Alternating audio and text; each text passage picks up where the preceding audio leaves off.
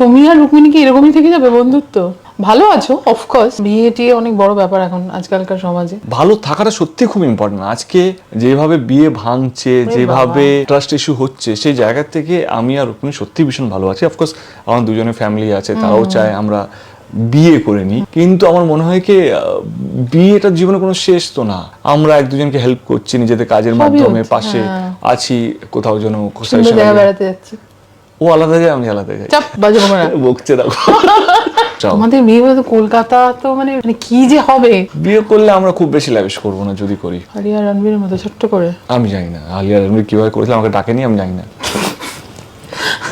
দেব ও রুক্মিণী প্রেমের গুঞ্জন শোনা যায়। এ বিষয়ে দেব বলেন, ভালো আছি, ভালো থাকাটাই খুবই ইম্পর্টেন্ট আজকাল। তবে আজকাল যেভাবে বিয়ে ভাঙছে, আবার ট্রাস্ট ইস্যু থেকে, যে জায়গা থেকে আমি আর রুক্মিণী সত্যি অনেক ভালো আছি। তবে সাক্ষী অনুযায়ী আমরা বিয়ে করিনি, তবে কিন্তু আমরা একে অপরের খুব লাভ করি এবং সাহায্য করি একে অপরের মধ্যে। তবে সামাজিকতার মাধ্যমে আরও আমরা এগিয়ে যাব দিন দিন, ডে বাই ডে। তবে এক সময় সামাজিকতার মাধ্যমে আমরা বিয়ে করে নেব বলে আমরা এটুকুই আশাবাদী।